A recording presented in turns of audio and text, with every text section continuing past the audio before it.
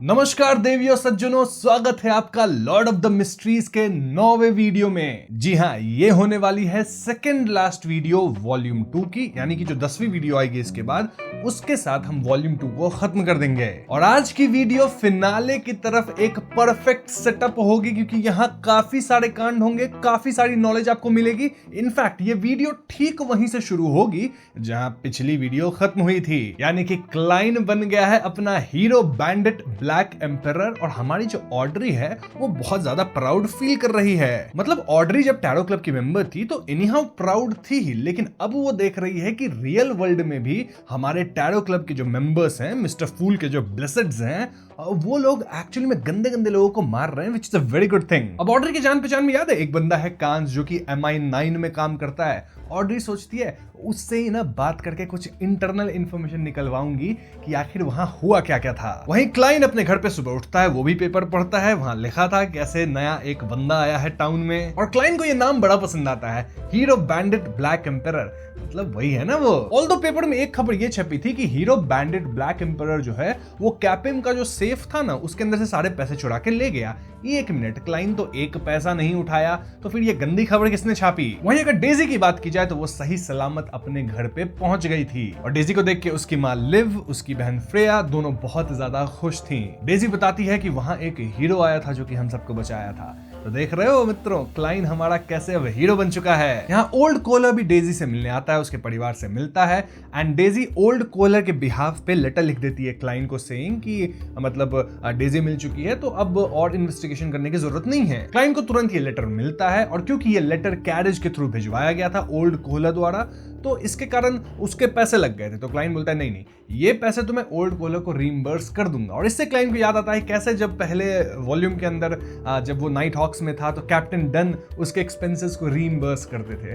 तो हाँ, थोड़ी सी कैप्टन डन की अच्छी सी यादें आती हैं क्लाइन को। वहीं एक अंडरग्राउंड जगह पे कुछ लोग डिस्कस कर रहे होते हैं कि लैनिवस का जो केस था और ये जो कैपिम वाला केस हुआ है, इस दोनों में एक चीज कॉमन है। कॉमन ये कि दोनों जगह टैरो कार्ड्स छोड़े गए थे। वैसे पिछली वीडियो में मैंने कहा था कि जस्टिस टैरो कार्ड डाला था क्लाइन, कैपिम के एक आंख पे जस्टिस नहीं जजमेंट था, और दूसरे पे तो ब्लैक एम्परर था ही। सो यस, ये जो अंडरग्राउंड में ग्रुप बैठी है, इन्होंने कनेक्शन ये ढूंढ लिया है। ऑल्दो इनके दिमाग में एक बात थी कि जो भी बंदा लैनिवस को मारा था वो उतना स्ट्रांग नहीं था, लेकिन जो कैपिम को मारा है वो शायद बहुत ज्यादा स्ट्रांग है। अरे मित्रों, वही सेम बंदा है, बस एक सीक्वेंस ऊपर हो गया, 8 से 7 पहुंच गया है। और हाँ, ये लोग इस बात को भी समझ लेते हैं कि टाउन में एक नई ऑर्गेनाइजेशन आ गई है जिसका नाम है टैरो क्लब। मतलब एग्जैक्टली नाम नहीं समझ रहे, बट ये लोग गेस करते हैं कि ये लोग टैरो कार्ड से डील करते हैं, तो ऐसा ही कुछ नाम हो सकता है। तो देख रहे हो मित्रों, हमारा जो टैरो क्लब है वो एक्चुअली में फेमस हो रहा है। अच्छा लग रहा है तुम लोग को? तुम लोग भी तो टैरो क्लब के मेंबर्स हो ना, वीडियोस देखते हो। वहीं अगर ऑड्री की बात की जाए तो वो कांस को घर पे बुलवाती है, जो कि थोड़ी बहुत डिटेल्स देता है। ऑफ कोर्स वो MI9 के लिए काम करता है तो सारी डिटेल्स नहीं दे सकता, और ऑड्री के साथ यहाँ विस्काउंट ग्लाइंट भी थे, तो ये लोग मिलके थोड़ा इंफॉर्मेशन निकलवाते हैं। पता चलता है कैसे कैपिम बहुत बुरा इंसान था। देन जो भी बंदा कैपिम को मारा है वो पॉइजन का इस्तेमाल किया था, देन स्पेक्टर्स श्रीक का इस्तेमाल किया था, स्पेक्टर फॉर्म में था बेसिकली। और ये सब सुनकर ऑड्री सोचती है कि नहीं नहीं, ये कोई दूसरा ब्लेसेड है, क्योंकि किलिंगॉस को जो ब्लेसेड मारा था वो क्लियरली डेथ पाथवे वाला था, लेकिन ये जो ब्लेसेड है ये किसी और पाथवे का है। अब ऑड्री को कौन बताया कि किलिंगॉस को मिस्टर अजिक मारे थे? वैसे मिस्टर अजिक इस बुक में आएंगे लास्ट में, ठीक है, अगली वीडियो में, तो टेंशन मत लेना। और बहुत ही धमाकेदार एंट्री होने वाली है अजिक की जब भी होगी। और अजिक कितने पावरफुल हैं ये आप जानते हो, मैं जानता हूं, और आपको मैं बताऊंगा धीरे धीरे जैसे जैसे वो आएंगे। ही इज एक्सट्रीमली पावरफुल, बहुत ज्यादा। एनीवेज, क्लाइन का मूड आज अच्छा था तो वो जाता है क्विलैक क्लब, सोचता है वहीं क्लब में थोड़ा मस्ती किया जाए, और वहां वो मिलता है डॉक्टर एरन से। सरप्राइजिंगली अब डॉक्टर एरन का लक जो था वो पहले से बेटर था। वैसे डॉक्टर एरन के साथ यहाँ पे माइक भी था, याद है ना, वो रिपोर्टर। और माइक कहता है क्लाइन से कि शर्लॉक भैया, तुम्हारी फिर से मुझे मदद चाहिए, मेरी प्रोटेक्शन करनी होगी तुमको। किस बात की प्रोटेक्शन? वेल, यहाँ माइक प्लान कर रहा था कि वो अगेन ईस्ट बॉर्डर जाएगा और उन लोगों से मिलेगा जो कि कैपिम के गिरफ्त में थी, उन लड़कियों से मिलेगा और उनका इंटरव्यू लेगा और कैपिम के बारे में गंदी गंदी बातें छापेगा। तो देख रहे हो मित्रों, इस वर्ल्ड में अभी भी अच्छे रिपोर्टर्स हैं, हमारे वर्ल्ड की तरह नहीं है। साथ ही माइक का एक सीक्रेट मिशन ये भी था कि मुझे जो है ना इस हीरो बैंडिट के बारे में पता लगाना है। और क्लाइन मनी मन सोच रहा है कि मैं ही हूँ हीरो बैंडिट, तुम्हारे साथ हमारा जो प्रोटेक्शन करने जा रहा है वो हीरो बैंडिट ही है। एनीवेज माइक कहता है कि मैं तुम्हें कल इन्फॉर्म करूंगा कि क्या कैसे होगा, for now I am going. तो माइक चला जाता है। फिर क्लाइन बात करता है एरन से, जो कि कहता है कि हाँ अभी मेरा लक अच्छा चल रहा है। But Aaron was very surprised कि उसका लक, वो बच्चा जो था विल ऑसेप्टिन, वो खराब क्यों किया with the help of wheel of Fortune card. वो हमेशा विल को अच्छे से ट्रीट किया था। सो क्या कनेक्शन है उसका विल के साथ, विल क्यों उसका लक खराब करेगा, and how is this related. तो इन्हीं चीजों को सोच के एरन वाज लाइक कि मैं जो है ना विल से एक्चुअली मिलना चाहता हूँ। उसके घर का मैंने पता लगा लिया है, कहाँ वो रहता था, रिकॉर्ड्स वगैरह देख के। तो आज रात को मैं जाऊंगा विल ऑसेप्टिन से मिलने। और क्लाइन को कहता है कि क्लाइन प्लीज तुम मेरे साथ चलना, मेरे प्रोटेक्शन के लिए 2 पाउंड दूंगा। क्लाइन वाज लाइक ओके, रात को चलते हैं विल से मिलने, क्योंकि क्लाइन को खुद ही इंटरेस्टेड था इस विल बच्चे से मिलने के लिए, बिकॉज ये बच्चा नॉर्मल तो नहीं है। स्पॉइलर अलर्ट, ये एकदम नॉर्मल नहीं है बच्चा। वहीं अगर सिटी ऑफ सिल्वर की बात की जाए तो वहां डेरिक है, जो कफ किया था तो वॉर्म निकला था, याद है, जिसपे 12 रिंग्स बने हुए हैं। तो डेरिक इस वॉर्म को संभाल के रखे हुए था, बिकॉज ये कुछ इंपॉर्टेंट चीज है। और क्या है वो डेरिक को पता लगाना था। फॉर नाउ डेरिक को ये पता लगता है कि एल्डर लोविया के साथ जो लोग एक्सपेडिशन पे गए थे ना, वो लोग वापस आ चुके हैं। तो डेरिक को तो पता था ये लोग ट्रू क्रिएटर वाले जगह पे गए हैं जहां करप्शन हो सकता है। तो चलो जल्दी मिल के आते हैं इन लोगों से कि भैया इनकी हालात क्या है। तो हाँ, डेरिक पहुंचता है ट्रेनिंग ग्राउंड में, जहां वो लोविया को देखता है। नॉर्मल ही दिख रही थी वो तो। देन डेरिक अपने जान पहचान के एक बंदे से मिलता है जिसका नाम था डार्क रीजेंस। डेरिक यहाँ रीजन से पूछता है कि तुम्हारी एक्सपेडिशन कैसी रही, वहां क्या सब हुआ। एंड रीजेंस वाज लाइक कुछ खास हुआ नहीं, एवरीथिंग वाज वेरी इजी, कोई टेंशन वाली बात थी नहीं, आराम से हो गया expedition. Now this sounds too good to be true. In fact Derrick एक बात नोटिस करता है कि रीजेंस भले ही बहुत नॉर्मली बात कर रहा था, लेकिन एक नेचुरल चीयरफुलनेस होती है ना इंसान के अंदर, नेचुरली जो इंसान खुश होता है, वो चीज अब रीजेंस के अंदर दिख नहीं रही थी, फोर्स्ड लग रहा था हर चीज। तो डेरिक समझ गया कि करप्शन तो हुआ है ट्रू क्रिएटर का, भले बात को छिपाई जा रही है जानबूझ के या पता नहीं इनवॉलंटरी ये चीज हो रही है, बट अब मुझे इस बात को रिपोर्ट करना होगा हमारे सिटी ऑफ सिल्वर के चीफ को। और ये नॉर्मल करप्शन या मेंटल इंबैलेंस नहीं है जिसे एक साइक एनालिस्ट या साइकियाट्रिस्ट से ठीक किया जाएगा। साइकियाट्रिस्ट पता है ना, जिस पाथवे पे अपनी ऑर्डरी है उसी पे जाता है, सीक्वेंस 7 पे। तो हाँ, उससे ठीक नहीं किया जा सकता, इसलिए डेरिक तुरंत निकलता है, जाता है स्पायर में। वहां पे कहता है जो गार्डियन थे स्पायर के कि मुझे मिलना है चीफ कॉलिन इलियट से। तो डेरिक को कॉलिन से मिलने भेजा जाता है, जो कि सिटी ऑफ सिल्वर के चीफ है। और डेरिक कहता है कि देखो मैंने बात करा है कुछ लोगों से जो लोग रिटर्न किए हैं, और एक्सपेडिशन से रिटर्न करने के बाद इन लोगों की जो एक्शंस है ना वो थोड़े से सस लग रहे हैं। ठीक है, इनका हाव भाव ठीक नहीं लग रहा मुझे, तो इन पे आप नजर रखना। और एल्डर लोविया भी थोड़ी अजीब तरीके से बातें कर रही हैं, तो मुझे लग रहा है कि इनका करप्शन हुआ है। अब डेरिक यहाँ ट्रू क्रिएटर के बारे में डायरेक्टली तो नहीं बता सकता था, बिकॉज ऑफ कोर्स ये नॉलेज सिटी ऑफ सिल्वर में नहीं है, ये तो डेरिक को ग्रे फॉग से मिली थी। बट डेरिक जो है ना बहुत इनडायरेक्टली काफी चीजें बोलता है। नाउ चीफ कॉलिन सारी बातें सुनता है एंड डेरिक से कहता है ठीक है मैं इस चीज को देखूंगा, वैसे अगली बार से अगर तुम्हें ऐसी कोई छोटी मोटी चीज बतानी हो तो डायरेक्ट स्पायर के गार्डियन से बात करो, मेरे तक डायरेक्टली मत आओ। और ये बात सुनकर डेरिक समझ जाता है कि डेरिक जो कुछ भी रिपोर्ट किया है इसको चीफ कॉलिन बहुत सीरियसली नहीं ले रहे हैं। क्यों नहीं ले रहे हैं सीरियसली, अभी मैं थोड़ी देर में आपको बताऊंगा। वहीं किला क्लब की बात की जाए तो वहां क्लाइन आराम से ताश वगैरह खेल रहा है एंड थोड़ी देर बाद ये सब बंद करता है। देन तालिम आता है, याद है ना, जो टीचर है। और याद है तालिम की एक प्रॉब्लम थी कि कोई नोबेल था जिसको लव इंटरेस्ट हो गया था किसी कॉमन गर्ल से। तो हाँ, क्लाइन इस बारे में तालिम से पूछता है एंड तालिम वाज लाइक वो इशू हो गया सॉल्व। कैसे हुआ सॉल्व? वेल, तालिम खुद उस लेडी से जाके बात किया कि दिस इज द इशू, वो नोबेल इंसान है, बहुत बड़े फैमिली से है, तुम कॉमनर हो, ये शादी हो नहीं सकती। एंड सरप्राइजिंगली वो लेडी इस बात को समझ गई, खुद ही बोली कि मैं इस इंसान को छोड़ दूंगी। तो looks like things are sorted now. हाँ, ये सब बातें करके फाइनली शर्लॉक मोरियार्टी अपने घर आता है एंड यहाँ पे अपना डिनर वगैरह तैयार करने से पहले उसके घर पे आ जाता है डॉक्टर एरन, क्योंकि अगर याद हो तो इन दोनों का प्लान था कि आज ये लोग विल ऑसेप्टिन के घर जाएंगे, चेक करेंगे कि लौंडा कर क्या रहा है। तो हाँ, ये लोग जाते हैं विल ऑसेप्टिन के घर, लेकिन सरप्राइजिंगली वहां अब कोई और रह रहा है। वो बंदा बताता है कि हॉस्पिटल से लौटने के बाद विल 2 दिन बाद ही अपना घर वगैरह सब चेंज कर लिया था, और फिलहाल वो कहाँ है ये मुझे नहीं पता। वैसे मैं आपको एक बात ये बता सकता हूं कि विल ऑसेप्टिन के बारे में पूछने कुछ और लोग भी आए थे।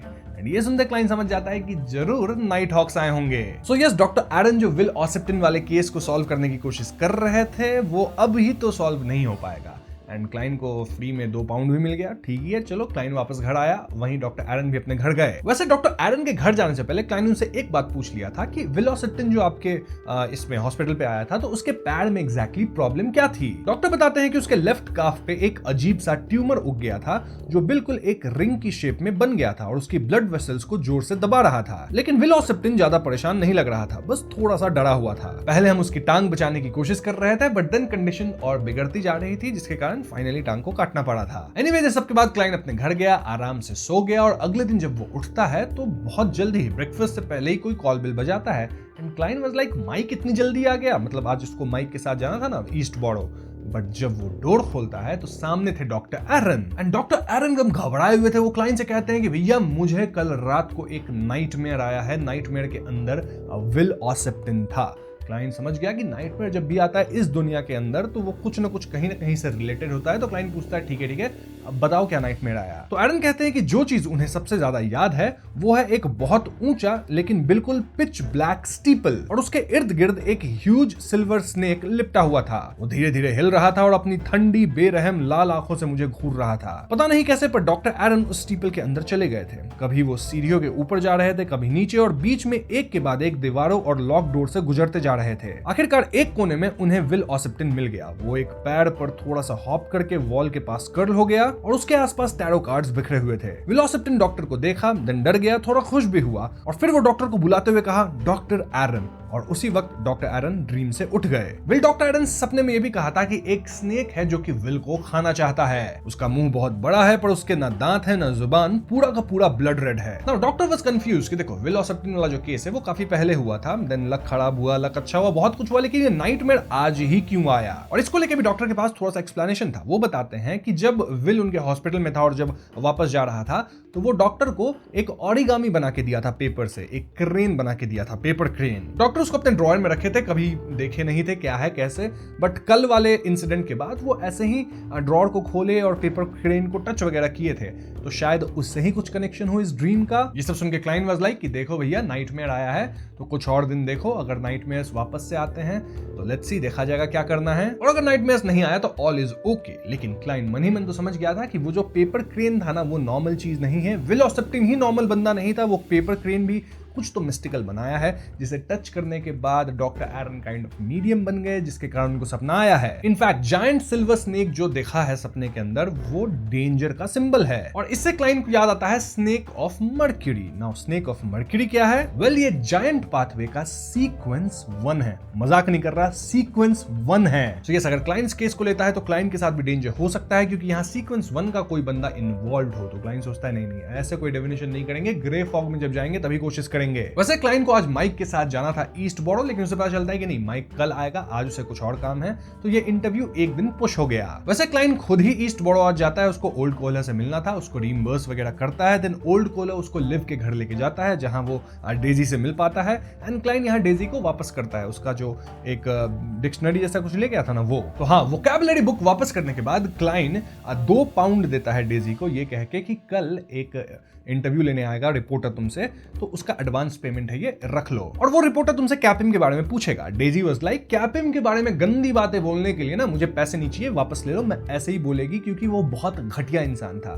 बट क्लाइन वाज लाइक, नहीं पैसे तुम रख लो, कल रिपोर्टर तुमको अलग से पैसे देगा इसका, और तुम अच्छे से कैपिंग के बारे में बताना कि वहां तुम्हारा एक्सपीरियंस कैसा था, वो क्या सब गलत काम करता था। वैसे क्लाइन यहाँ नोटिस करता है कि कैसे डेजी वापस से अपने काम में लग गई थी। इनफैक्ट जितने भी विक्टिम्स जो थे कैपिंग की, जितनी भी लड़कियां थी, सब वापस अपने काम में लग गई थी। उनके पास इसको प्रोसेस करने का भी टाइम नहीं था, क्योंकि पापी पेट का सवाल है, सब गरीब लड़कियां थी, उन्हें अपना काम करना है, एक दिन के खाने के लिए भी काम करना होगा वरना भूखे रहना पड़ेगा। So everyone was back to work, किसी को इस ट्रॉमा को प्रोसेस करने का भी मतलब समय नहीं था। एंड इससे क्लाइन बहुत सैड फील करता है कि ईस्ट बॉरो में कितना बुरा हाल है लोगों का। वहीं अगर ऑड्रे की बात की जाए तो उसकी क्लास चल रही है मिस एस्केलांटे के साथ, याद है ना, साइकोलॉजी एल्केमिस्ट की है वो सपोजिटली, और क्लासेस चल रही है। ऑड्रे इज होपिंग कि कभी उसको मौका मिले साइकोलॉजी एल्केमिस्ट ज्वाइन करने का। फाइनली आज वो मौका आता है, क्योंकि मिस एस्केलांटे कहती हैं कि एक मेंबर्स की मीटिंग है जहां बहुत हाई लेवल के मेंबर्स वगैरह हैं, तो क्या तुम उस मीटिंग को ज्वाइन करना चाहोगी? एंड ऑड्री समझ जाती है यहाँ तो साइकोलॉजी एल्केमिस्ट की बात हो रही है। ऑड्री बहुत ही नेवली बोलती है, हाँ हाँ, I am looking forward to that meeting. वहीं क्लाइन सोचता है कि आज रात जो है ना, मैं डॉक्टर एरन के सपने में घुसूंगा। ठीक है, तो वो स्लम्बर चार्म और ड्रीम चार्म लेके जाता है, डॉक्टर एरन के घर में मास्टर की का इस्तेमाल करके घुस जाता है और वहां दोनों चार्म मारता है। तो हाँ, अब क्लाइन उनके ड्रीम में घुस सकता है। ये सब प्रोसेस कैसे काम करता है वो मैंने आपको पहले बता रखा है, तो एकदम डिटेल में मैं नहीं जाऊंगा कि कैसे क्लाइन चार्म्स का यूज करके किसी के ड्रीम के अंदर जाता है। अब जैसे ही क्लाइन उनके ड्रीम में घुसा, चीजें काफी डिफरेंट होती है। सबसे पहले ड्रीम की जो पूरी दुनिया थी वो अपसाइड डाउन हो गई थी, ट्विस्ट हो गई थी, और क्लाइन खुद को एक बिल्कुल सुनसान प्लेन पर पाता है। उसके पैरों के नीचे सिर्फ पिच ब्लैक पत्थर था, एक घास की तिनकी तक नहीं थी। प्लेन के बीच में एक काला स्टीपल था जिसके इर्द गिर्द एक ह्यूज सिल्वर स्नेक लिपटा हुआ था। उसका सर ऊपर उठा हुआ था और लाल आंखें ठंडी बेरहमी से इनकी तरफ घूर रही थी। डॉक्टर एरन ने जैसा डिस्क्राइब किया था उसके उल्टा ये सिल्वर सर्पेंट में कोई फिजिकल स्केल्स नहीं थे। उसका पूरा बॉडी घने सिंबल्स और पैटर्न से बना हुआ था। ये सब एक दूसरे से जुड़कर अलग अलग व्हील्स जैसा स्ट्रक्चर बना रहे थे और हर व्हील के आसपास सिंबल्स बने हुए थे। स्नेक के टेल और हेड के व्हील दोनों हाफ थे, बिल्कुल इनकम्प्लीट। ऐसा कि अगर कोई ओसीडी वाला देखे तो उसे अजीब ही लगे, बट देखा जाए तो अगर स्नेक और हेड को मिलाया जाए तो एक कंप्लीट व्हील बनेगा। सब कुछ कनेक्टेड हो जाएगा और फिर कोई चेंज या डिस्टॉर्शन नहीं रहेगा। वो है ना ओरोबोरस जैसा होता है जो स्नेक अपना ही पूंछ खाता है, वैसा कुछ। जैसा कि यहाँ व्हील्स है जो कि कनेक्ट हो जाएंगे, व्हील ऑफ टाइम, पता नहीं फॉर्च्यून, वैसा कुछ बनेगा। क्लाइन डॉक्टर एरन को इस ड्रीम में देखता है और उनको फॉलो किया। वो उनके साथ आगे बढ़ता है, काफी दूर जाता है इधर उधर स्टीपल के अंदर and all. Then finally giant snake देखता है। ये स्नेक एकदम चिल था, मतलब आंख में कोई उसके ब्लड लस्ट या क्रूएल्टी नहीं दिख रही थी। देन क्लाइन एक बिल्डिंग के अंदर जाता है। अजीब सा बिल्डिंग था जो कि रियल वर्ल्ड में पता नहीं एग्जिस्ट कर भी नहीं ना पाए, उस तरह का बिल्डिंग था। उसके अंदर क्लाइन जाता है और डॉक्टर एरन के साथ, और यहाँ कुछ दूर आगे जाने के बाद फाइनली वो विल ऑसेप्टिन को देख पाता है। विल चिल्लाता है कि डॉक्टर एरन, एक स्नेक जो है वो मुझे खाना चाहता है। विल के हाथ में एक टैरो कार्ड था, व्हील ऑफ फॉर्च्यून वाला कार्ड, और इसी समय पे जो है ना ये ड्रीम टूट जाती है। क्लाइन इससे बाहर निकल जाता है। सो इस ड्रीम से एक बात क्लाइन समझ गया था कि विल ऑसेप्टिन का जो कुछ भी इश्यू है वो फेट को लेके कहीं ना कहीं है, और जो जायंट सिल्वर स्नेक दिख रहा था वो स्नेक ऑफ मर्करी को ही सिंबलाइज करता है। मैंने आपको बताया, अब वो मॉन्स्टर पाथवे का सीक्वेंस 1 है। मतलब ये बच्चा जो है ये हाई सीक्वेंस बियॉन्डर से किसी तरह से कनेक्टेड है, या तो बियॉन्डर उसके पीछे पड़ा है या किसी और वे में कनेक्टेड है। कैसे है वो आपको आगे पता चलेगा, बट अभी समझ लो है कनेक्टेड। वैसे एक और चीज हो सकती है कि ये सब सील्ड आर्टिफैक्ट की वजह से हो रहा है, बट इसकी प्रोबेबिलिटी बहुत कम है। वैसे यहाँ सोचने की बात है कि अगर कोई मॉन्स्टर पाथवे का सीक्वेंस 1 का बंदा इस बच्चे के पीछे पड़ा है तो सीक्वेंस 1 तो गॉड हो गया ना, ऑलमोस्ट गॉड है। सीक्वेंस 0 गॉड होता है, 1 भी ऑलमोस्ट गॉड है, तो वो नहीं मार पा रहा है इस बच्चे को, विल ऑसेप्टिन को।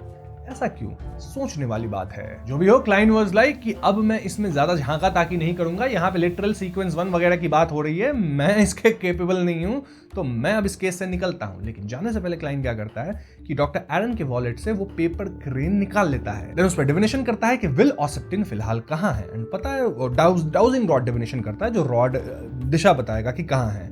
एंड रॉड पता है किस तरफ पॉइंट कर रहा था? डॉक्टर एरन की तरफ। एक मिनट, ये डिविनेशन फेल हो रहा है या फिर डिविनेशन सच बता रहा है कि विल एक्चुअली डॉक्टर एरन में है? लेकिन ऐसा हो कैसे सकता है? याद रखना इस बात को, बताऊंगा आगे कैसे होगा। जो भी हो, क्लाइन क्या करता है, पेपर क्रेन जो था डॉक्टर एरन के पास ओरिजिनल विल ऑसेप्टिन वाला, वो अपने पास रख देता है, उसको सब्स्टिट्यूट कर देता है एक नकली पेपर क्रेन से। देन तुरंत घर वापस आया और ग्रे फॉग में डिवाइन किया इस क्रेन को लेके। डिविनेशन में एक डार्क रूम दिखता है जिसमें विल बैठा हुआ था, उसके एक हाथ में टैरो कार्ड्स थे। देन कुछ ब्लॉक्स वहां बने हुए थे जिससे स्नेक बनाया गया था जो कि अपना ही टेल खा रहा था। बाहर का सीन जो था वो पूरा डार्क था एंड किसी रिवर के आसपास था। And then divination ends. तो क्लाइन को लगता है जरूर ये टुसॉ रिवर के आसपास कहीं कुछ तो है, बट क्लाइन को ज्यादा चीज समझ नहीं आ रही थी। मल्टीपल डिविनेशंस फेल भी हुए, तो वो बोलता है चलो आज के लिए इतना काफी है, आज सो जाते हैं। अब आज क्लाइन को आता है नींद, जिसमें उसे आता है सपना, और उसके सपने में कोई 30 साल का आदमी एंटर करता है। एंड क्लाइन समझ गया ये नाइट हॉक्स हैं, क्योंकि नाइट हॉक्स ऑफ कोर्स ध्यान रख रहे होंगे डॉक्टर एरन पे, और क्योंकि डॉक्टर एरन क्लाइन के पास आया है तो अब ये लोग क्लाइन के ड्रीम में घुस के क्लाइन से सारी बातें निकलवाने वाले हैं। बस उनको ये नहीं पता कि क्लाइन ड्रीम के अंदर जो है ना फंसता नहीं है, उसको अपने आप वो किक स्टार्ट हो जाता है और जो मन होता है वही बोलता है, कुछ रिवील नहीं करता सीक्रेट। तो हाँ, ये नाइट हॉक्स वाले पूछते हैं कि क्या तुमसे एरन आज मिलने आया था, और क्लाइन सब कुछ सच सच बताता है कि हाँ वो मिलने आया था, उसे नाइट में आया था and all that. Just that वो पेपर क्रेन वाली बात भी क्लाइन बता देता है, ये नहीं बताता कि मैंने पेपर क्रेन को सब्स्टिट्यूट कर दिया है। तो अगर नाइट हॉक्स वाले अगर जाते हैं एरन के पास, उसका पेपर क्रेन उठा लेते हैं, तो उन्हें कुछ पता ही नहीं चलेगा उस पेपर क्रेन के बारे में, क्योंकि ओरिजिनल तो क्लाइन के पास है। तो अपने हिसाब से थोड़ा बहुत झूठ मोस्ट ऑफ द बात सच क्लाइन बताता है। खैर इस नाइटमेयर के बाद क्लाइन सो जाता है और अगले दिन सुबह अगेन डॉक्टर एरन उसके डोर पे आ गए हैं।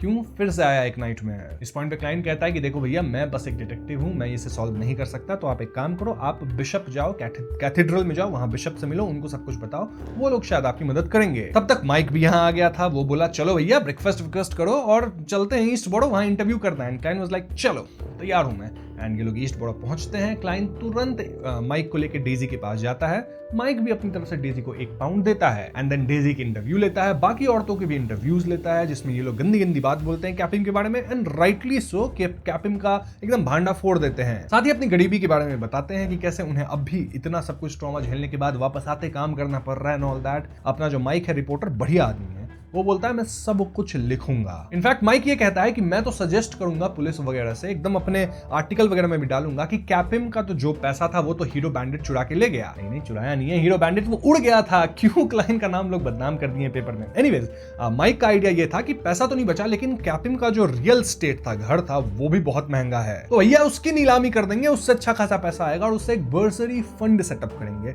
इस फंड की मदद से उन लेडीज को हेल्प मिलेगा, उन लड़कियों को हेल्प मिलेगा जो कि कैपिम की विक्टिम्स रही थी। और इस पॉइंट पे क्लाइंट मन में सोचता है कि भैया ये माइक जो है ना, ये रियल रिपोर्टर है, मतलब इसके ऐसा अच्छा आदमी मैंने नहीं देखा। एकदम बेबाक होके असली चीजें रिपोर्ट करता है और विक्टिम्स की मदद भी करता है। उधर अगर सिटी ऑफ सिल्वर में डेरिक की बात की जाए तो भैया वो बहुत परेशान है, क्योंकि उसको पता है कि एल्डर लोविया और उसके साथ जो लोग गए थे वो किसी न किसी तरह से ट्रू क्रिएटर से करप्टेड हैं।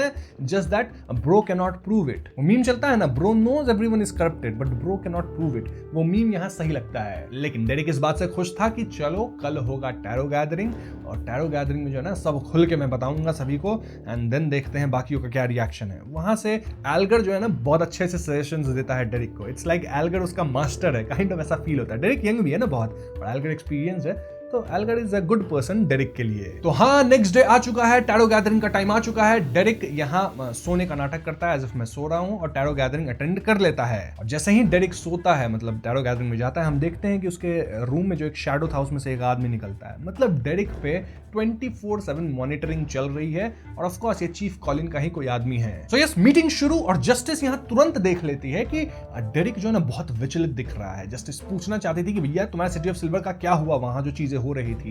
लेकिन उससे पहले अपने फूल का रीडिंग टाइम होता है ना, डायरी पढ़ते हैं, तो पहले वो टाइम होगा। तो एल्गर यहाँ 3 नए पेजेस लेके आया है, और एल्गर से पूछते हैं मिस्टर फूल इसके बदले क्या चाहिए। एंड एल्गर वाज लाइक आप जो वो एक कार्ड अपने बगल में रखे हो ना, वो क्या है मुझे बताओ।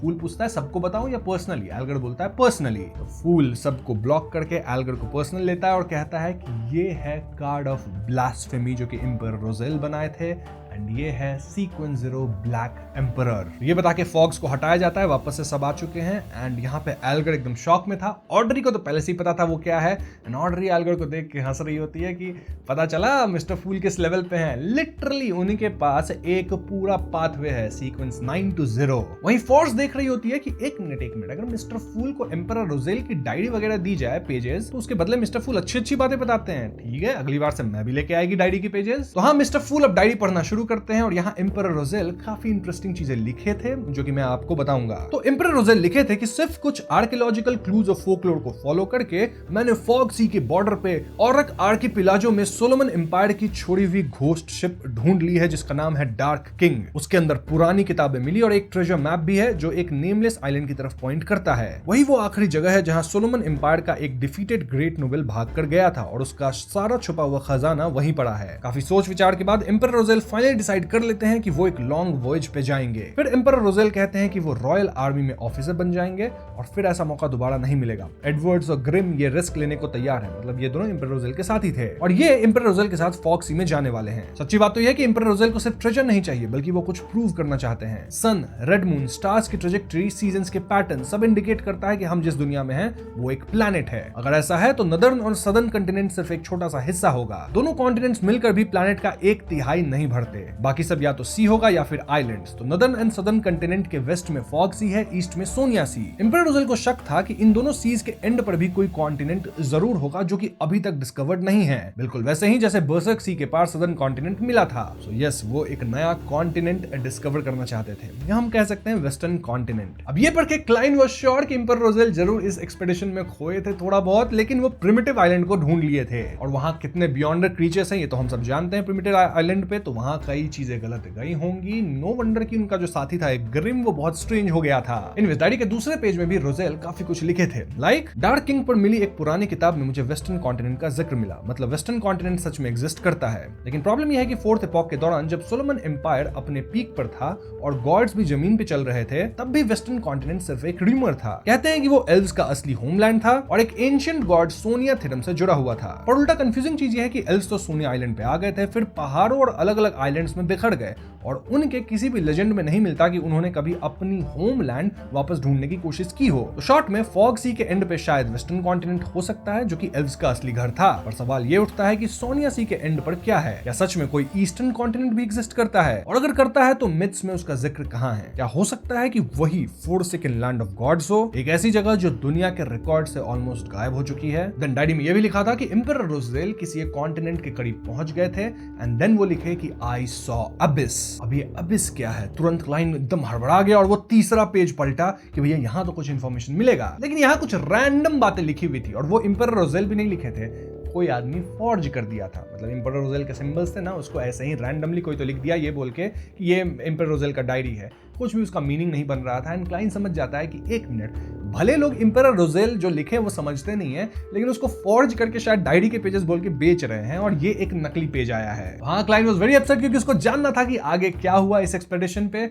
बट हाँ, यहां मैं आपको एक चीज बताता हूं कि एबिस क्या है। देखो, जो ट्रू एबिस है वो यूनिवर्स का डार्क साइड है, एक ऐसी जगह जहां गॉड्स तक करोड़ हो सकते हैं। ये रियल वर्ल्ड से बिल्कुल अलग एग्जिस्ट करता है। इसे आप कुछ स्पिरिट वर्ल्ड की तरह कह सकते हो। बुक ऑफ सीक्रेट्स की नॉलेज से और नाइट हॉक्स के साथ रहते वक्त क्लाइन काफी सारी किताबें देखा था और उन सब में एबिस के बारे में यही लिखा था। तो अगर एम्परर रोजेल जिस एबिस की बात कर रहे हैं वो ट्रू एबिस नहीं था, तो फिर उसका मतलब किस एबिस से था? तो यही सब सोचते हुए रीडिंग सेशन हुआ खत्म, क्योंकि 2 ही ओरिजिनल पेज थे, एक तो नकली था।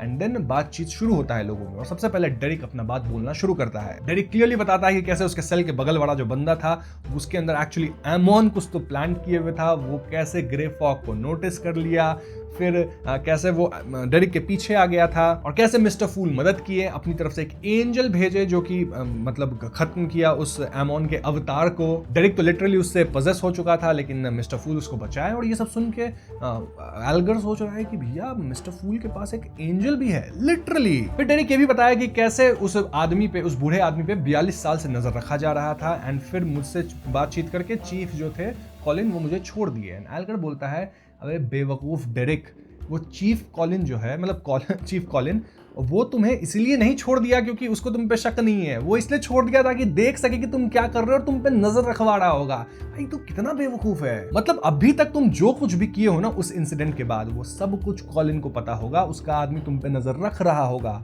एल्गर वाज लाइक, डेरिक भाई तुमको हर चीज छोटे से समझानी पड़ती है। ये सुन के डेरिक और डर गया कि मेरे ऊपर और भी शक लोगों का बढ़ जाएगा कि मैं कुछ इधर उधर कर रहा हूँ। एंड डेरिक ये भी बताता है कि देखो, इस सब होने के बाद जो है ना, मैंने कफ किया था तो मेरे अंदर से एक वॉर्म निकला था जिसपे 12 सर्कल्स बने हुए थे, रिंग्स अजीब तरह के। डेरिक यहाँ इस वॉर्म को प्रोजेक्ट करके दिखाता भी है कि वॉर्म कैसा दिखता है और एल्गर कहता है कि ये शायद एमोन ने अपने अवतार के लिए बनाया हुआ वेसल होगा। लेजेंड्स में एक ऐसे वॉर्म की बात होती है जो बिल्कुल इसी जैसे दिखते हैं, उसके पास 12 ट्रांसपेरेंट रिंग होते हैं और उन्हें वॉर्म्स ऑफ टाइम बोला जाता है, लेकिन आज तक किसी ने उन्हें अपनी आंखों से देखा नहीं है। इसलिए काफी लोग शक करते हैं कि शायद वॉर्म ऑफ टाइम असल में किसी सीक्वेंस पोशन का नाम ही होगा। डेरिक पूछता है कि ये वॉर्म तो खत्म हो गया जो भी मेरे पास है सिटी ऑफ सिल्वर में, तो उसका क्या इस्तेमाल हो सकता है? और इस पॉइंट मिस्टर फूल कहते हैं कि इसका इस्तेमाल मेन इंग्रेडिएंट की तरह हो सकता है कई रिचुअल्स के अंदर। अब क्लाइन को ये कैसे पता? वेल, वो बुक ऑफ सीक्रेट्स है ना, उसके अंदर पढ़ लिया था इसके बारे में और उसको ये भी पता चल गया था कि ये जो वॉर्म है रिंग वाला, इसका टाइम से कुछ न कुछ लेना देना है। खैर, इसके बाद डेरिक बताता है कैसे एक्सप्लोरेटरी टीम जो गई थी ट्रू क्रिएटर वाले टेंपल को देखने, वो लोग वापस आ गए हैं एंड डेरिक सस्पेक्ट्स कि वो लोग करप्टेड हैं। सस्पेक्ट्स नहीं, डेरिक इज श्योर कि वो लोग करप्टेड हैं। डेरिक कहता है कि मैंने चीफ कॉलिन को भी बताया कि भैया ऐसा चल रहा है, लेकिन चीफ कॉलिन तो मेरे को सीरियस ले ही नहीं रहे। और इस पे एल्गर कहता है लेंगे भी नहीं तुमको सीरियस, क्योंकि वो तुमको ही पकड़ रहे हैं, उनका ध्यान तुम पे है। वो ट्रू क्रिएटर करप्शन से ज्यादा वरीड नहीं है, वो वरीड इस बात से है कि ये जो एमोन था उससे तुम्हारा कनेक्शन है, तो उनका ध्यान तुम पे है। तो भाई डेरिक, अब तुमको कुछ ऐसा करना होगा ना जिससे उनका पूरी तरह से ध्यान एमोन से हटके ट्रू क्रिएटर की करप्शन पे आ जाए। कैसे होगा ये? वेल, एल्गर सजेस्ट करता है कि डेरिक को जो है ना एक्सप्लोरेटरी टीम में से किसी एक के अंदर के करप्शन को बाहर लाना होगा। जब करप्शन बाहर आएगा तो सब समझ जाएंगे हाँ भैया करप्ट है, देन डेरिक को ही उससे लड़ना होगा। इससे पता चलेगा कि तुम सिटी ऑफ सिल्वर को लेकर डेडिकेटेड हो, उसका करप्शन भी सामने आ जाएगा। एंड देन एल्गा सजेस्ट करता है कि तुम्हारे पास जो वॉर्म ऑफ टाइम है ना वो भी तुम हैंड ओवर कर दो कोलिन को, अपने चीफ को, एंड उनसे कहना कि देखो भैया ये वर्म मेरे अंदर था, बाद में निकला, पता नहीं इसके कारण मैं एमोन से काइंड ऑफ पोजेस हो गया था, मुझे याद नहीं 2 दिन मेरे साथ क्या हुआ है, और जो कि रिचुअल तुम की हो जो कि देखा गया है उसके बारे में यही कह दो कि सब एमोन ही मुझसे करवा रहा था, मुझे लिटरली कुछ ध्यान नहीं, कुछ याद नहीं। और इस सब के दौरान तुम जो है ना किसी को ट्रू क्रिएटर शाउट करते हुए भी देखे थे, तुम्हें पता नहीं चला, एंड में एकदम ये सब हुआ था। तो इससे जो है ना तुम्हारे ऊपर से सारा शक हट जाएगा, लोगों को लगेगा कि भले तुम पजेस हुए थे लेकिन अब ठीक हो गए हो, और सबका ध्यान उधर जाएगा। और ये सब सुन के ऑड्री वाज लाइक ये एल्गर कितना स्मार्ट है यार, और डेरिक भी यही सोच रहा है कि एल्गर तो यार बहुत स्मार्ट है, यही करना होगा मुझे अब। मतलब सोच के देखो चीफ क्या सोचेगा इस सब के बाद कि एमोन का अवतार और ट्रू क्रिएटर का जो मेंटल करप्शन वहां बचा हुआ था, दोनों आपस में टकरा गए और एक दूसरे को डिस्ट्रॉय कर दिए। आखिर में सिर्फ एक मरा हुआ वर्म बचा। इस वजह से जो डेरिक पे सर्विलियंस चल रही है ना वो काफी कम हो जाएगी, खत्म भी हो जाएगी। और अगर डेरिक कुछ टाइम तक नॉर्मल बिहेव करेगा तो लोगों के अंदर जो शक है उसको लेके वो भी खत्म हो जाएगा। अब आइडिया तो बहुत अच्छा है, बट द क्वेश्चन इज कि डेरिक फंसाएगा कैसे किसी को, मतलब वो जानता है कि कौन करप्ट है, बट उनके अंदर करप्शन बाहर लाएगा कैसे। एल्गर वाज लाइक ये तो मुझे नहीं पता। और तभी मिस्टर फूल वर्ल्ड से बुलवाते हैं कि 1 मिनट, मेरे पास एक आइटम है जो मैं तुम्हें दूंगा, वो करप्टेड है ऑलरेडी ट्रू क्रिएटर से, तो उसके सामने करप्शन उनका भी बाहर आएगा। दैट इज ऑल ब्लैक आई, याद है ना सीक्वेंस 5 के मैरियोनेटिस्ट से जो मिला था क्लाइन को। बट ये देने से पहले वर्ल्ड को 2 चीज चाहिए थी। पहला कि तू इसको खोएगा नहीं, ये बहुत इंपॉर्टेंट चीज है, किसी चीज का सीक्वेंस 5 है, वर्ल्ड के ही पाथवे का सीक्वेंस 5 है। अगर खोया तो तेरे को रिप्लेस करना होगा इस पर्टिकुलर चीज को। और दूसरा चीज ये कि इसके बदले तू मुझे देगा क्या, और ये टेम्पररी मैं तुम्हें बस दे रहा हूं, लेंड कर रहा हूं। ये सब सुनकर डेरिक वाज लाइक कि देखो मैं जो है ना तुम्हें वो आइटम्स दूंगा जो कि तुम डिमांड किए थे, मतलब बेसिकली वो आइटम जो कि सीक्वेंस 6 के लिए क्लाइंट को चाहिए। साथ ही डेरिक जब आगे बढ़ जाएगा तो वो जो है ना इस आइटम के अंदर से करप्शन निकलवाने का तरीका भी ढूंढ के वर्ल्ड को बताएगा। So yes, world was like deal करते हैं। तो वर्ल्ड बोलता है जब एक मीटिंग ओवर हो जाएगा ना ये, तो फिर मैं तुम्हें ये ऑल ब्लैक आई दे दूंगा। तो हाँ, डेरिक के बाद फोर्स पूछती है कि मुझे भी एक सवाल है। सवाल ये कि अप्रेंटिस पाथवे है ना वो किस फैमिली को बिलोंग करती थी, और इस इंफॉर्मेशन के बदले वो एक चैप्टर दे सकती है एक किताब से, एक नोटबुक से, जिसका नाम है sites in the spirit world. आप पूछोगे ये कौन सी नोटबुक है? Well, the sites in the spirit world वो मिस्टिसिज्म नोटबुक है जो कि मिसेस ओलिजा ने फॉस को दी थी। पहली नजर में तो इसमें लिखी बातें पूरी तरह उलझी हुई लगती हैं, बेतरतीब है, ऑलमोस्ट इनसेन सी लगती है, और इसको पढ़ते ही इरिटेशन होता है। लेकिन जब फॉर्स अपने अलग अलग एक्सपीरियंस के चक्कर में 3 बार स्पिरिट वर्ल्ड में जाकर वापस आई, तब उसे लगा कि शायद नोटबुक में लिखा सब कुछ सिर्फ बकवास नहीं था, उसमें कई चीजें थी जो कि सच भी हो सकती है। अब वर्ल्ड इस बुक में बहुत इंटरेस्टेड था, स्पिरिट वर्ल्ड की बात होगी यहाँ, उसको ऐसा लगा तो वो बोलता है ठीक है मैं तुम्हें बताऊंगा अप्रेंटिस पाथवे के फैमिली के बारे में,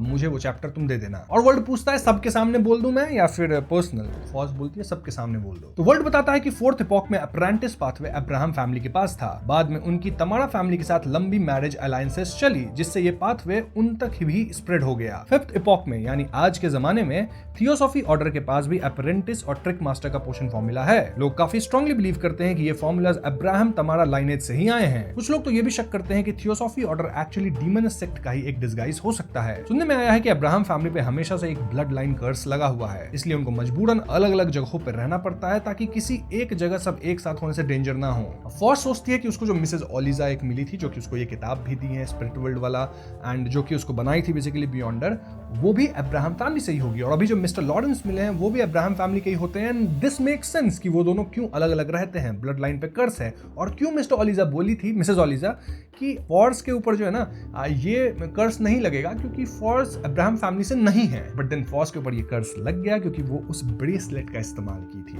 तो ये सारी चीजें फॉर्स के मन में क्लियर होने लग जाती है। फॉर्स की बात के बाद ऑड्री बोलती है अब मेरी बारी बोलने की, और वो कहती है बैकलैंड में कुछ खतरनाक हुआ है। एक कैपिम नामक बंदा था, वो गया और हीरो बैंडेड ब्लैक एम्परर करके कुछ आया है, एंड वहां टैरो कार्ड्स मिले हैं। ये सुन के मिस्टर फूल वाज लाइक कि हाँ मेरा एक ब्लेसेड है, उसका थोड़ा हाथ था इस सब में। वहीं आलगर बोलता है कि क्या कैपिम रिस्पॉन्सिबल था उन लोगों के गायब होने में जो कि ट्रेड्स गायब हो रहे हैं। आलगर हमेशा बोलता है ना कुछ स्लेव्स गायब हो रहे हैं, स्लेव ट्रेडिंग वापस से शुरू हो गया, तो उसमें क्या कैपिम का हाथ था? And people are not very sure, लेकिन मोस्ट प्रोबेबली उसका हाथ है इस चीज में। वैसे था है नहीं क्योंकि कैपिम अब रहा नहीं। एनीवेज, मिस्टर फूल कहते हैं कि मेरा ब्लेसेड जो वहां पे मार काट किया है, इससे उसको 2 बियॉन्डर कैरेक्टरिस्टिक मिले हैं, एक सीक्वेंस 8 का शेरिफ और एक सीक्वेंस 7 का इंटरोगेटर। किसी को चाहिए तो बता देना, मैं ब्लेसेड मेरा बेचना चाहता है। ब्लेसेड नहीं, मिस्टर फूल खुद बेचना चाहते हैं। और ये सवाल सुन के फॉर्स पूछती है ये बियॉन्डर कैरेक्टरिस्टिक क्या होता है? अरे नूब फोर्स, ये टैरो क्लब में लोग बहुत पहले डिस्कस कर चुके हैं। ऑड्री वाज लाइक मिस्टर फूल, आपको रिपीट करने की जरूरत नहीं है, इन्फॉर्मेशन मैं इसे बताऊंगी। देन ऑड्री फोर्स से कहती है बदले में तू क्या पे करेगी मिस्टर फूल को। फोर्स कहती है कि मेरा जो वो स्पिरिट वाला किताब है ना उसका एक और चैप्टर दूंगी। मिस्टर फूल वाज लाइक हाँ ठीक है जो भी करना है करो, ऐसा बोला, लेकिन अंदर अंदर तो खुश है कि मिलेगा एक और चैप्टर। तो ऑड्री यहाँ से बियॉन्ड कैरेक्टरिस्टिक के बारे में सब कुछ बताती है। अगेन मैं यहाँ रिपीट नहीं करूंगा वो चीजें, क्योंकि आपको भी अब तक पता होना चाहिए, वरना आप भी नूब हो। सारी बातें सुन के फोर्स समझ जाती है कि beyond characteristic basically main ingredient हो जाता है उस पर्टिकुलर सीक्वेंस के पोषण फॉर्मूला का। बस सप्लीमेंट्री कुछ पानी या वह घास कुछ डालना होगा, फॉर्मूला आपका पोषण आपका तैयार हो जाएगा। फोर्स कहती है कि आप सीक्वेंस सेट का शेरिफ को रिजर्व कर दो। पता है क्यों? क्योंकि शाओ को वो देना चाह रही थी ये चीज। शाओ अभी सीक्वेंस सेट शेरिफ पे जाना चाहती है।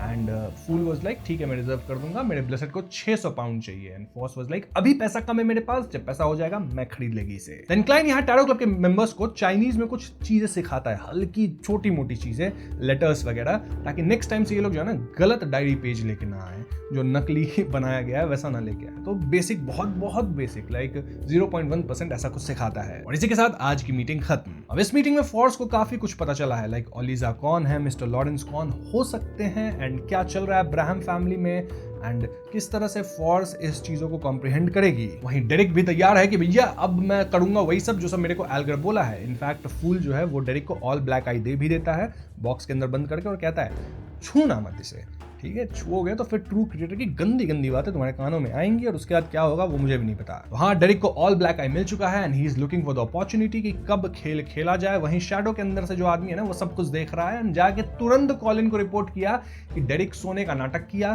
देन पता नहीं कुछ तो किया, वापस आया तो पता नहीं कुछ रिचुअल जैसा सेटअप किया और उसके हाथ में एक बॉक्स आ गया। तो डेरिक कुछ तो गड़बड़ कर रहा है। यहाँ चीफ कॉलिन कहते हैं कि अभी एक्शन हम नहीं लेंगे, अभी डेरिक के और भी मूवमेंट्स को हम लोग देखेंगे, जब समय आएगा तब एक्शन लेंगे। वहीं क्लाइन को sites in the spirit world जो किताब है उसका 2 चैप्टर्स मिल चुका है एंड इसे ऑफ कोर्स अब्राहम फैमिली के किसी एंसेस्टर ने ही लिखा होगा। अब इन चैप्टर्स में क्या है वो मैं आपको देख के पढ़ के बताऊंगा, बिकॉज काफी टेक्निकल चीज है, ठीक है, मैं मिस नहीं करना चाहता कुछ। तो पहले चैप्टर में उसने स्पिरिट वर्ल्ड की लाइट्स डिस्क्राइब की हैं। उसका मानना है कि स्पिरिट वर्ल्ड में जो 7 अलग अलग रंगों की प्योर लाइट्स दिखाई देती हैं, उनमें अलग डोमेन्स के बेअंत ज्ञान छुपा है, बहुत ज्यादा ज्ञान। और स्पिरिट वर्ल्ड में चाहे तुम कहीं भी जाओ, ये 7 लाइट्स हमेशा ऊपर की तरफ चमकती नजर आती हैं। और सबसे शॉकिंग बात यह है कि ये 7 लाइट्स जिंदा लगती हैं, जैसे वो भी स्पिरिट बॉडीज हो जो वहां पे ठहरी हुई हैं। मिस्टिसिज्म में बहुत सारे सीक्रेट डीड रिचुअल्स एक्चुअली इन्हीं 7 प्योर लाइट्स को टारगेट करते हैं। उनके थ्रू एक सीक्रेट कनेक्शन बनाकर लोग थोड़ा ज्ञान हासिल कर लेते हैं। इसलिए कई एक्सपर्ट्स उन 7 प्योर लाइट्स को मास्टर या टीचर बोलते हैं। और ऐसा लगता है कि उन 7 लाइट्स को ये सब पसंद भी आता है। उन्होंने कई स्पिरिट वर्ल्ड क्रीचर्स को खींचकर एक सीक्रेट ऑर्गेनाइजेशन तक बना दी जो लोगों को नॉलेज सिखाने का काम करती हैं। ग्रेट व्हाइट ब्रदरहुड इसका नाम दिया गया है। देन दूसरे चैप्टर में अब्राहम फैमिली के ट्रैवलर ने अपना इनकाउंटर लिखा था येलो लाइट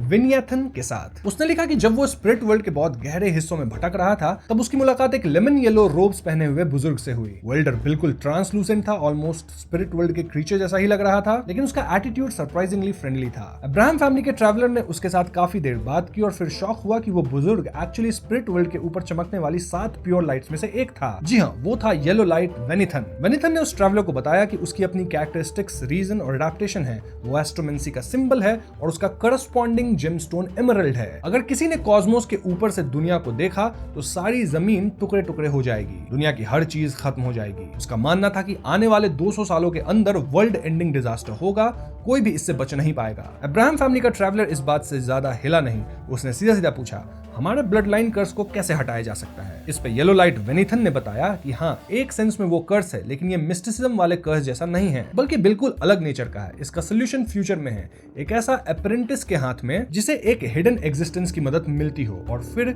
वेनिथन ने वार्न किया कि जिस दिन अब्राहम फैमिली का कर्स लिफ्ट होगा वही उनकी असली तबाही की शुरुआत होगी। जहां तक उस ट्राइबुलेशन का सवाल है, वेनिथन खुद भी श्योर नहीं था, बस इतना मानता था कि वो किसी गॉड लेवल महान एग्जिस्टेंस से जुड़ा हुआ होगा। The sight in the spirits world के 2nd चैप्टर में नोटबुक के ओनर ने एक और बात लिखी। वेनिथन ने बताया कि ग्रेट व्हाइट ब्रदरहुड के रूलर्स अक्सर रियल वर्ल्ड में आते रहते हैं। वो अलग अलग तरीकों से इंसान का रूप धरकर अपने अपने डोमेन्स का ज्ञान लोगों को देते हैं। 5th एपॉक से लेकर अब तक बहुत सारे टॉप टियर मेंटर्स और एक्सपर्ट्स असल में उन्हीं प्योर लाइट्स की ह्यूमन इनकार्नेशंस थी। जैसे पिछले 1000 सालों का सबसे महान एस्ट्रोलॉजर डी फॉर्समैन, जिसने प्रूव किया कि दुनिया एक प्लैनेट है, वो कोई आम इंसान नहीं था, बल्कि येलो लाइट वेनिथन का ह्यूमन इनकार्नेशन था। ओके, तो वीडियो के बीच में एक छोटा सा अपडेट, छोटी सी अपडेट ये है कि इनिशियली प्लान था कि हम इस वीडियो को कुछ 2 घंटे लंबा करेंगे एंड देन 10th जो LOTM पार्ट 10 मेरा आएगा वो फिनाले वीडियो होगा वॉल्यूम 2 का, जो कि लंबी सी वीडियो होगी 2.5-3 घंटे की।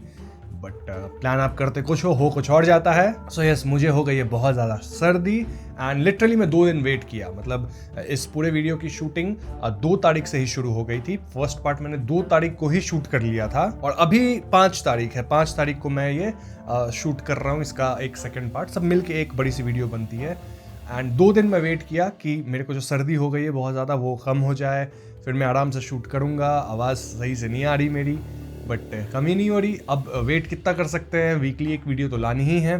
प्लान था इस वीक में पार्ट 10 ख़त्म करके वॉल्यूम 2 को निपटा ही देंगे, बट हो नहीं पाया एंड इवेंचुअली ये वीडियो भी छोटी बन गई है बिकॉज मैं वेट और आपको नहीं करवाना चाहता, तो मैं पार्ट 2 ऐसे ही बीमार हालत में ही शूट कर ले रहा हूँ। तो सॉरी, वीडियो के बीच में मैं आपको इंटरवीन कर रहा हूँ बिकॉज मैं इस पार्ट को शूट करके एंड देन आपको वीडियो मिल जाएगी। फिर भी 1 घंटे की तो वीडियो आराम से है ही है, तो एंजॉय करो आप लोग इस वीडियो को एंड इसको मैं मेकअप कर दूंगा जैसे ही मैं ठीक होता हूँ, जो कि होपफुली 1-2 दिन में मैं हो जाऊंगा।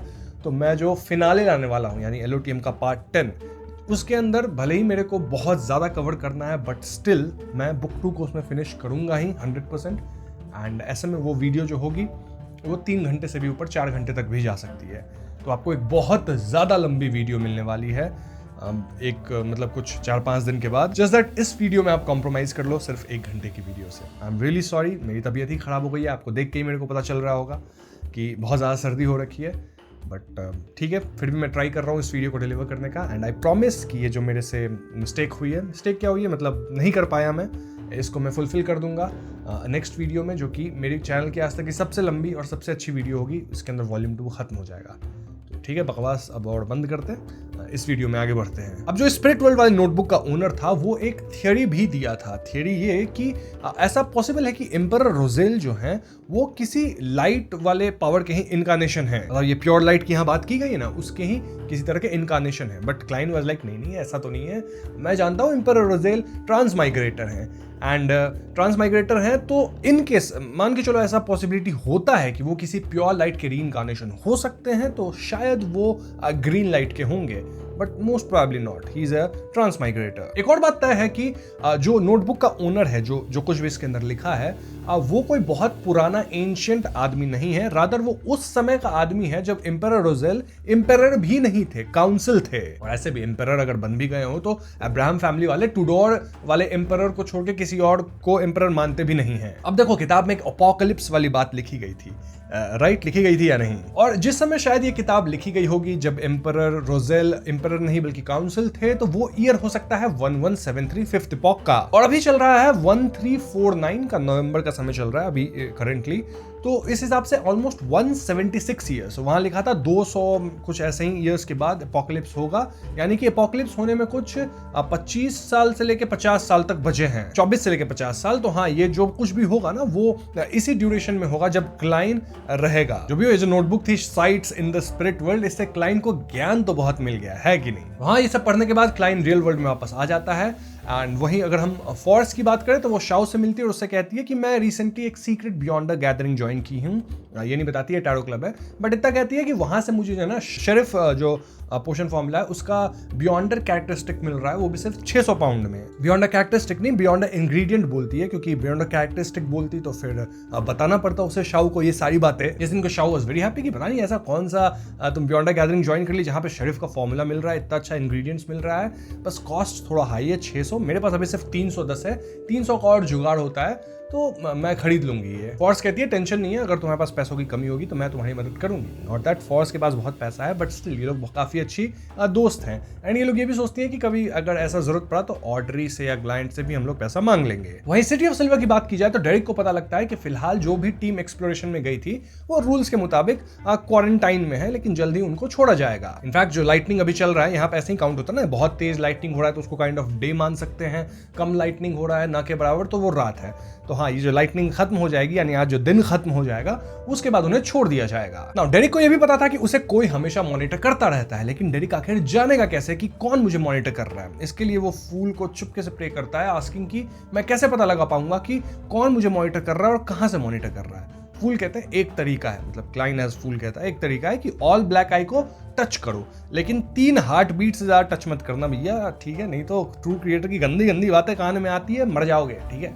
तो बस 3 हार्ट बीट तक टच करो और फिर तुमको इल्यूजरी ब्लैक लाइंस दिखेंगे जो कि एक दिशा में पॉइंट करेंगे कहीं ना कहीं, और वहां भले ही कोई ना हो लेकिन समझ जाना वहां कोई तो है जो कि तुमको मॉनिटर कर रहा है। तो हाँ, डेरिक ऐसा ही करता है एंड ऑफ कोर्स उसको ट्रू क्रिएटर की गंदी गंदी आवाजें सुनाई देती है। क्लाइन जितना रेजिस्टेंट नहीं है लोग, तो बेचारा लौंडा लिटरली जमीन पे गिर के छटपटाने लगता है। 1 मिनट से ज्यादा लग गया डेरिक को रिकवर ही करने में इस चीज से, लेकिन इस दौरान वो देख लेता है कि हाँ एक ब्लैक थ्रेड मुझे दिख रही है और वो रूम के कॉर्नर में है, वहां पे शैडो है, वहां पे है, तो यस उस शैडो के अंदर छुप के कोई तो मुझे मॉनिटर कर रहा है। इस सब इवेंट के बाद डेरिक अपना आराम से बैठ जाता है बेड पे, सोचने लगता है आगे क्या, तभी उसके डोर पे नॉक आता है। कौन आया उसके डोर पे? ऑफ कोर्स डार्क आया है। डार्क याद है ना, वो भी एक्सप्लोरेटरी टीम के साथ गया था एंड मोस्ट प्रोबेबली नहीं, वो करप्टेड है, मान के चलो इस बात को। अब डेरिक के पास यही मौका है क्योंकि डार्क अंदर आ रहा है। अगर डेरिक डार्क के अंदर से ट्रू क्रिएटर वाले पूरे करप्शन को बाहर निकाल सके तो शैडो के अंदर एक आदमी डेरिक को ऑलरेडी मॉनिटर कर रहा है, वो सब देखेगा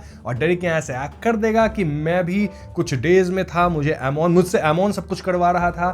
तो जितना भी शक है ना डेरिक के ऊपर से सब हट जाएगा and things will be okay.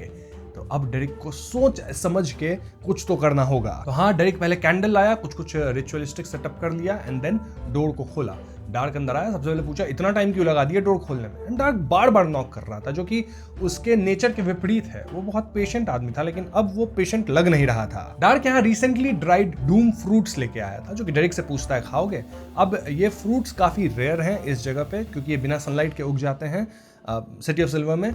और डेरिक बोलता है ठीक है खा लूंगा, खा लेता है इन फ्रूट्स को। और डेरिक इन फ्रूट्स को देखता है, कहता है नहीं मुझे नहीं चाहिए, वो नहीं खाता। उसके बाद डार्क एक्सप्लोरेशन के बारे में बताना शुरू करता है कि कितना इजी एक्सप्लोरेशन था, बहुत सिंपल स्पिरिट्स थे, उनको हमने क्लिंस किया and everything was all good. Then Dark बताता है कि जब वो एक्सप्लोरेशन में आगे गए तो वहां उनको एक स्ट्रेंज प्लांट्स दिख रहे थे जिसमें बहुत ही रंग बिरंगे मशरूम्स उग रहे थे और उन्हें देख के खाने का मन करता था। इनफैक्ट बता दिया गया कि ये एडिबल भी है और इसको खाने से न सिर्फ आपकी स्ट्रेंथ बढ़ जाती है बल्कि आपकी स्पिरिचुअलिटी भी बढ़ जाती है। तो उन लोगों सबने खाया था। इनफैक्ट डार्क यहाँ मशरूम लेके आया भी था और डेरिक तक को दिखाता है कि देखो भैया ये मशरूम है, तुमको चाहिए तुम भी खा सकते हो।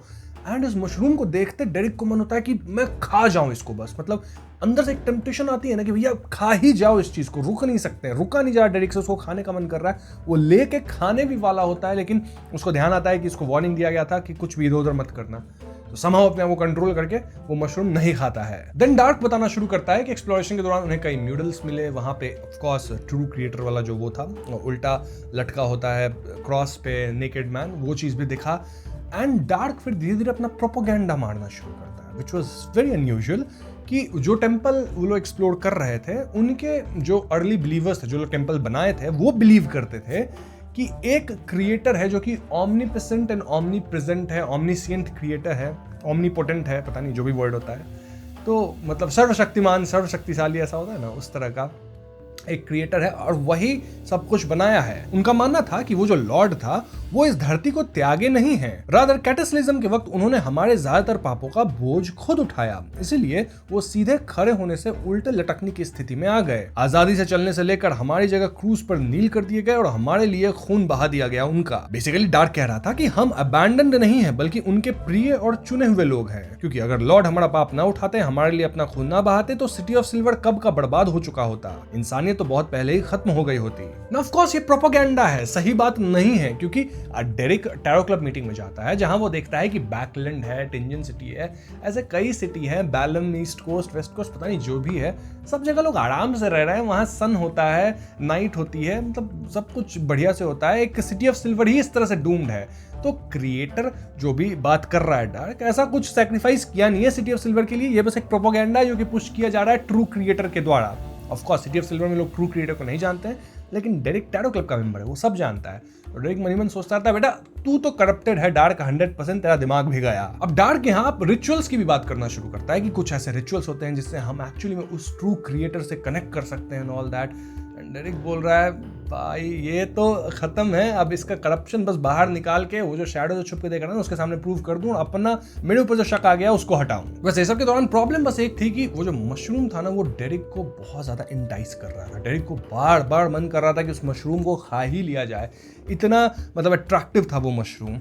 एंड हम सब जानते हैं कि अगर डेरिक उस मशरूम को खाया वो भी करप्ट होगा। ये सब ट्रू क्रिएटर की चाल है। तो इस पॉइंट पे डेरिक फाइनली मिस्टर फूल को प्रे करता है। वो ऑलरेडी कैंडल वगैरह लगा के रिचुअल सेटअप कर चुका था, वो सैक्रिफिशियल रिचुअल होता है ना वैसा कुछ। देन मिस्टर फूल को प्रे करने के बाद डेरिक क्या करता है कि ऑल ब्लैक आई को स्पिरिचुअलिटी से वो लोग कवर किए रहते हैं ना, ताकि उसका कुछ एसेंस बाहर ना जाए, उस स्पिरिचुअलिटी को हटा देता है। अब जैसे ही स्पिरिचुअलिटी हटी, ऑल ब्लैक आई का जो प्रॉब्लम्स था वो सब शुरू हो जाएगा, उसका इफेक्ट शुरू हो जाएगा। एंड यहाँ जो अपना डार्क है, जो कि ट्रू क्रिएटर द्वारा करप्टेड है, वो ट्रू क्रिएटर का इतना पावरफुल आइटम देखेगा तो वो वहां अट्रैक्ट होगा ही।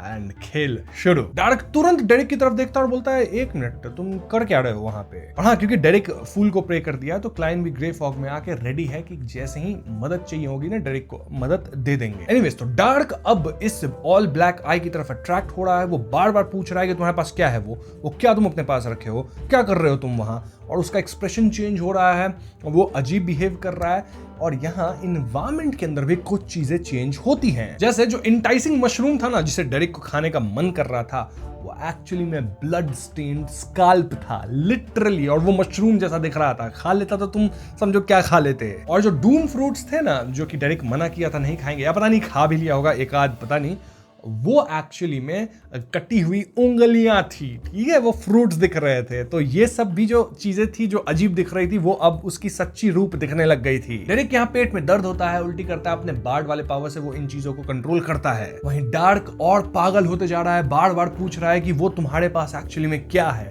एंड सिचुएशन वर्स्ट होती जा रही है। हम क्लियरली समझ रहे हैं डार्क के अंदर से कभी भी मॉन्स्टर निकल सकता है। वहीं शैडो वाला आदमी चुपचाप सब देख रहा है। तो इस डार्क के कपड़े फटे, अंदर से स्नेक्स निकला, बॉडी से टेंटिकल्स निकलना शुरू। हम सब जानते हैं लोग कंट्रोल लूज करते हैं तो ऐसा होता है, या फिर करप्टेड होते हैं तो इस तरह के सीन्स बनते हैं, right?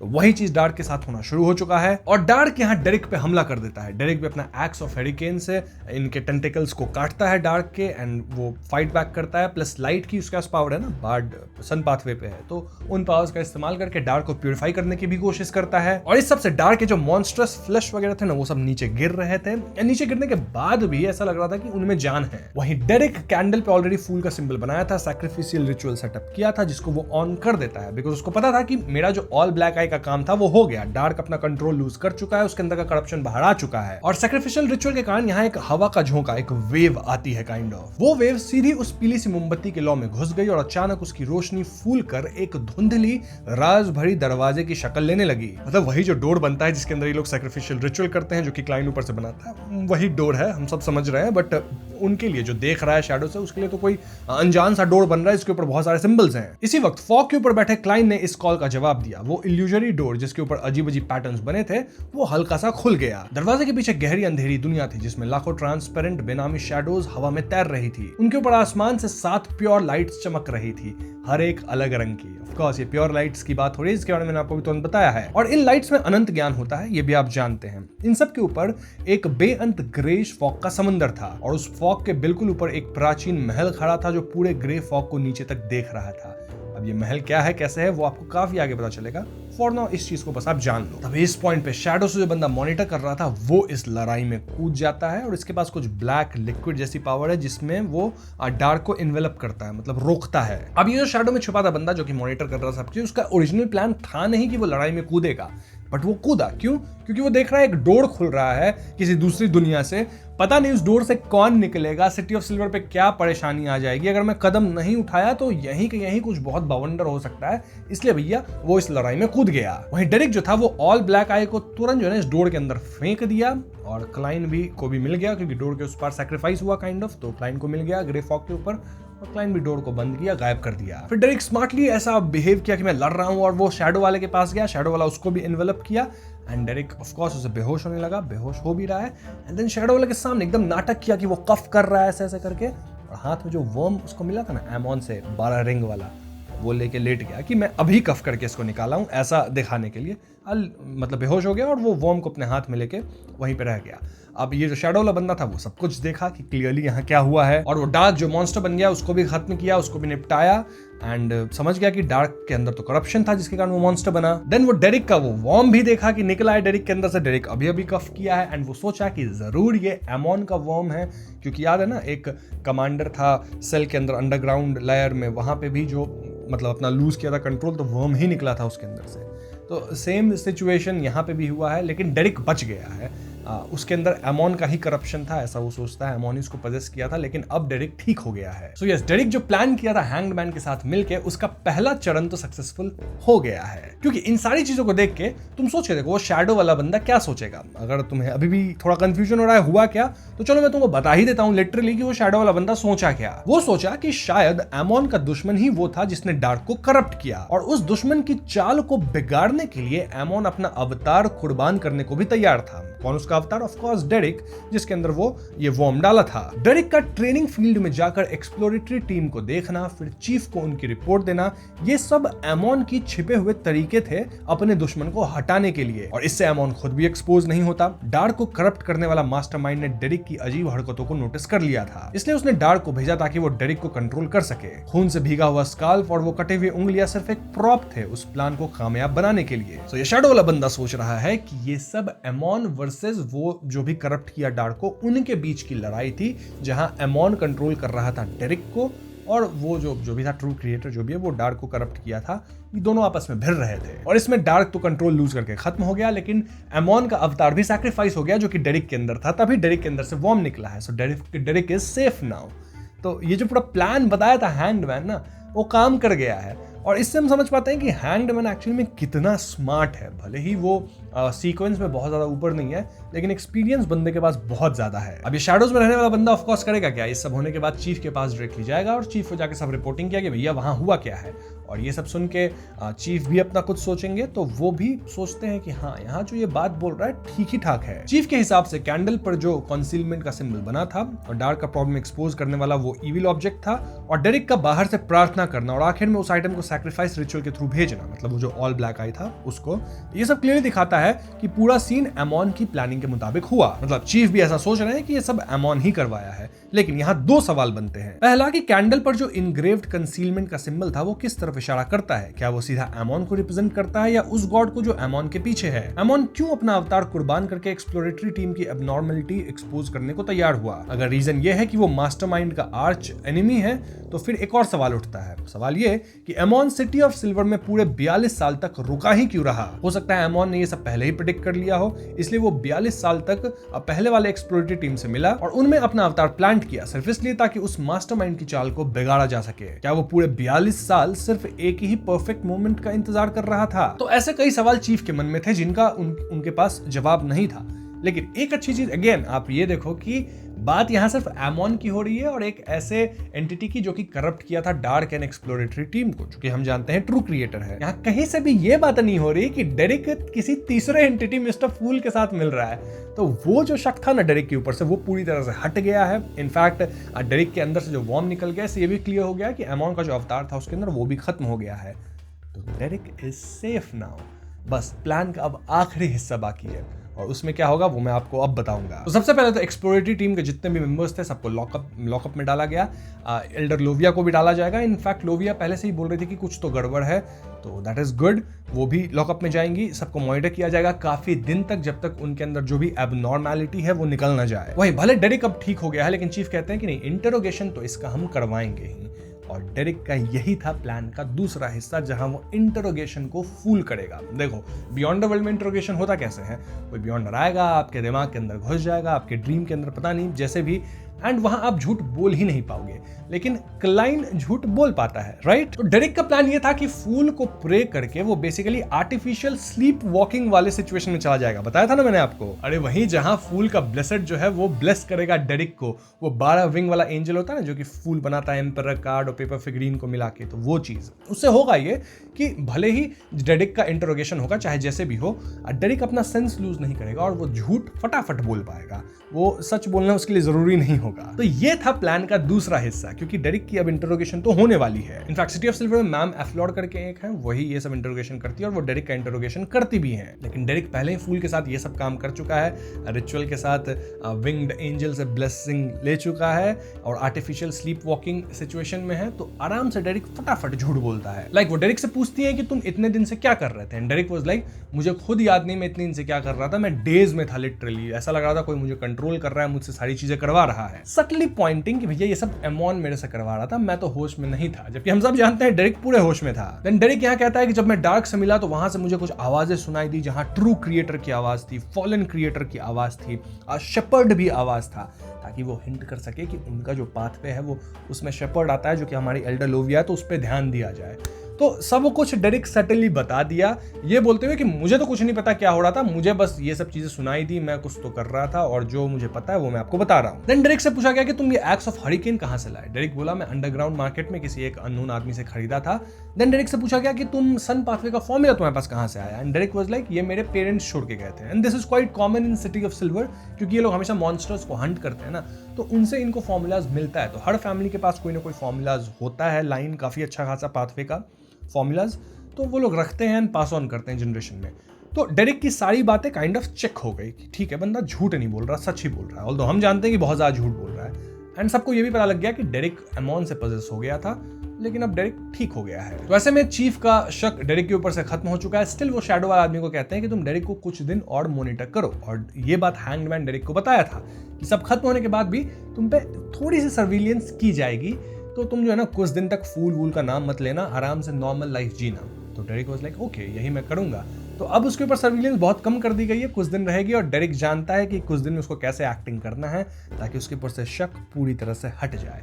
In short mission successful. लेकिन वहीं दूसरी तरफ हम एक सीन देखते हैं, एक भयानक सीन। इसमें क्या होता है, एल्डर लोविया है ना, वो अपना एक उंगली लिटरली अलग कर देती है, ठीक है। देन वो एक पेपर रहता है, लेदर का पेपर, उस पे बनाती है एक सिंबल प्यूपिललेस आई का, उसके अंदर इस अपने ही उंगली को रखती हैं, फोल्ड करती है और खा जाती है। नाउ एल्डर लोविया के पास सिर्फ 4 उंगली रही, एक तो निकल गया है, लेकिन जो एक हटा था उंगली, वहां आराम से एक नया उंगली रीग्रो कर गया लिटरली। एंड देन एल्डर लोविया अपने हाथ में देखी और एक नाम चांट की, एंड द नेम वाज फूल। इसका मतलब समझे दया, एल्डर लोविया एक तो मुझे लगता है पक्का पक्की ट्रू क्रिएटर के साथ कोहॉर्ट्स में है, मतलब वो लोग मिलकर कुछ प्लॉट कर रहे हैं, एंड ट्रू क्रिएटर एल्डर लोविया को लिटरली वॉर्न कर दिया है कि कोई फूल है जो कि मेरे प्लान्स को बार बार खत्म कर रहा है। तो फूल अब ट्रू क्रिएटर की नज़र में आ चुका है, यानी अपना क्लाइंट भी उसके नज़र में आ चुका है, और अब क्लाइंट को यहाँ से बचना होगा। और इसी पॉइंट पे मैं इस वीडियो को खत्म करूंगा, क्योंकि काफ़ी इंटरेस्टिंग पॉइंट है, और यहाँ पे 400 चैप्टर भी खत्म होता है। एंड अगेन सॉरी, क्योंकि ये वीडियो काफ़ी छोटी सी बन गई है, मैं प्लान कर रहा था 2 आवर्स प्लस, बट 1 आवर की कुछ बनी होगी। बट ट्रस्ट मी, मैं अगली वीडियो में मेकअप कर दूंगा। आपको देख के पता ही चल रहा होगा मेरी तबीयत कुछ ज़्यादा ठीक है नहीं, एंड नरेशन भी अगर आपको थोड़ा कम एनर्जेटिक लगा होगा सेकंड हाफ का, इस रेड टी शर्ट में जब मैं आया हूँ तब से, तो again I am really sorry for that. मैं जान के ऐसा नहीं कर रहा, मेरी तबीयत ठीक नहीं है, but I will make it up for you guys. और मैं अगली वीडियो जो कि 10th वीडियो होगी मेरी LOTM पे, उसमें मैं सेकेंड वॉल्यूम को पूरा खत्म कर दूंगा। मुझे कुछ 80 चैप्टर्स कवर करने होंगे, वीडियो भी 3.5-4 घंटे तक जा सकती है, बट स्टिल हम कवर करेंगे। और उसके अंदर बहुत भयानक लड़ाई है, बता नहीं सकता मैं कितना खतरनाक सब कुछ होने वाला है। ट्रू क्रिएटर फिर से अपना खेल खेलने वाला है, तो तैयार हो जाओ, वो वीडियो अमेजिंग होगी। तब तक प्लीज़ अगर पॉसिबल हो तो इस वीडियो के लाइक टारगेट्स को कंप्लीट कर देना आप लोग। मिलता हूँ आप सबसे अगली वीडियो में। Bye bye, peace out.